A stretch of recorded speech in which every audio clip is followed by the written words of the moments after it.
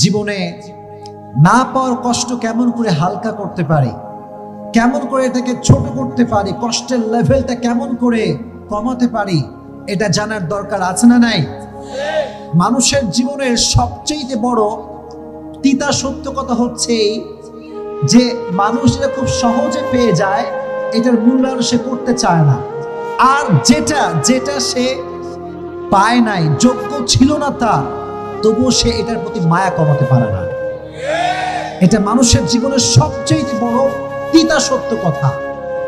কলিজার টুকরা যুবক, আমার বোনেরা, জীবনে যদি না পাওয়ার কষ্টকে হালকা করতে চান, একটা বাক্য অলওয়েজ মাথায় রাখবেন, अगर जिंदगी में सब कुछ मिल जाए तो तमन्ना किस बात की करूंगा मैं।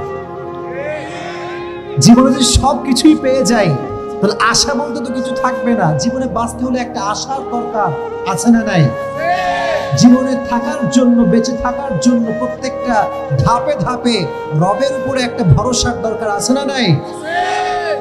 আজ থেকে জীবনের সমস্ত না পাওয়া জিনিসগুলোকে আল্লাহর উপরে ভরসা করে ছেড়ে দিবেন। আল্লাহকে বলবেন, আল্লাহ, আমার জীবনে যা আমি পেয়েছি তুমি সব দিয়েছো, আর যা পাইনি তাও তো না দেওয়ার মালিক একজন, তিনি কে? এই পৃথিবীতে হাজারো মানুষের আপন মানুষ হারিয়ে গিয়েছে, হাজারো মানুষের প্রিয় মানুষ হারিয়ে গিয়েছে, প্রিয় জিনিস হারিয়ে গিয়েছে। আর ইতিহাসের এই সব মানুষগুলো একটা বাক্য বলেই নিজেকে প্রশান্ত রেখেছে, বাক্যটার নাম হচ্ছে আল্লাহ ভরসা। সুবহানাল্লাহ পড়েন।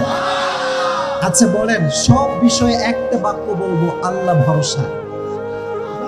বলেন না আল্লাহ ভরসা। এই কথা যে বারবার বলতে পারবে যে আল্লাহ ভরসা, আল্লাহ ভরসা, আল্লাহ বলে, বান্দা তুই যদি বলতে পারিস, ওয়া মান ইয়াতাওয়াক্কাল আলাল্লাহি ফাহুয়া হাসবু, whoever trusts in Allah, Allah is sufficient for him। যে ব্যক্তি আল্লাহর উপরে ভরসা করে, আল্লাহ একাই তার জন্য যথেষ্ট হয়ে যায়। এজন্য আজ থেকে জীবনে না পাওয়া জিনিসটি কোনো টেনশন নাই, কোনো হতাশা নাই, কোনো অভিযোগ নাই, কোনো ছেঁকা খেয়ে বেকা হওয়া যাবে না। ঠিক কিনা বলে?